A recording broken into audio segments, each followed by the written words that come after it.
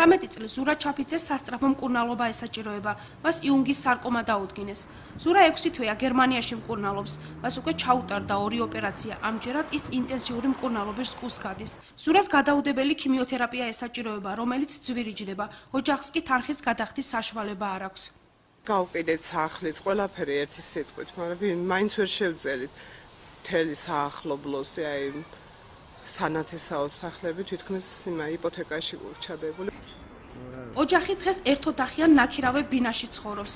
ძიმე პირობების მიუხედავად, მათ იმედი არასოდეს დაუკარგავთ. ზურას ყველა გეგმაც მომავალს უკავშირდება. მანამდეც ისეთი ცხოვრები ცხოვრობდა, ანუ სულ ეკლესიური, ძალიან მორწმუნე და ყველანაირად იმედიანი იყო. ისაც საერთოდ, მაგრამ ეხლა ჩვეულებრივად არის, იმიტომ რომ ესე ეხაც ესია მორწმუნეა და ისევ წამს, მაგრამ ანუ არც აუცრუებია რამეზე გული, პირიქით ძალიან დიდი იმედი აქვს. იუნგის სარკომა ძვლის ავთვისებიანი სიმსივნეა, რომელიც ძირითადად ბავშვებსა და მოზარდებში აღინიშნება. იუნგის სარკომა ძირითადად ახასიათებს ახალგაზრდა ასაკში. მისი ძირითადი მკურნალობის მეთოდი არის სხეული თერაპია და ქიმიოთერაპია. როდესაც დაწყებით სტადიებში ჩვენ შეგვიძლია აღმოვაჩინოთ ეს დაავადება, მაშინ ეფექტურობა ძალიან მაღალია. უკვე 6 თვეა ზურა მამასთან ერთად გერმანიაში მკურნალობს. უსახსრობის გამო მათ ხამის გათენება ჰამბურგის ქუჩებში არაერთხელ მოუწიათ. ამიტომ ისინი მკურნალობის შეწყვეტას და სამშობლოში დაბრუნებას აპირებდნენ. იქ მცხოვრები ქართველების დახმარებით ზურა მკურნალობის გაგრძელება შეძლო. ეხლაც უნდა წამოგვეყვანა ზურა მოდიოდა აქეთ თითქმის ოპერაცია რო გაიკეთა, ქიმიას უკვე ვეღარ უკეთებდით და გადაწყვეტეს რომ წამოეყვანა და წამოსულიყვნენ და არ ვიცი რა გამოაჩინა მე ეს ქართველები. მათი დახმარებით მოხერხდა ეს რომ აუკრიბეს ეხლაც და ეს 7000 евро გადაიხადეს და უკეთებენ ქიმიას, არა უნდა წამოსულიყო, აღარაფრის საშუალება არ მქონდა.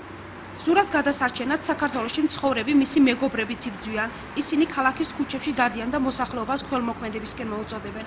დახმარებისთვის არაერთ ორგანიზაციას მიმართეს, თუმცა გამოხმაურება მხოლოდ ჯანდაცვის სამინისტროსა და თბილისის მერიისგან მიიღეს. თუმცა ეს თანხა საკმარისი არ აღმოჩნდა. მკურნალობის გასაგრძელებლად გაცილებით მეტია საჭირო.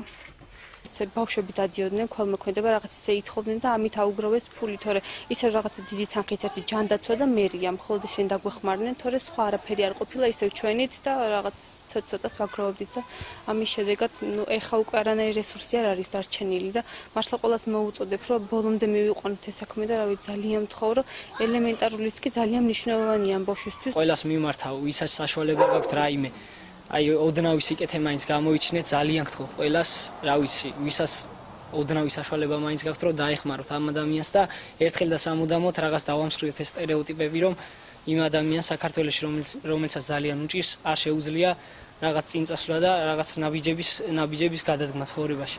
და ძალიან გთხოვთ დავეხმაროთ ადამიანს, რომელიც მართლა იმსახურებს დახმარებით.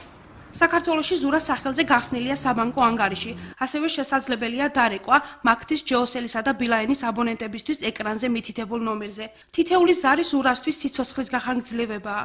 ჩვენ ერთად შევძლებთ დავამტკიცოთ, რომ კიბო არის დიაგნოზი და არა განაჩენი.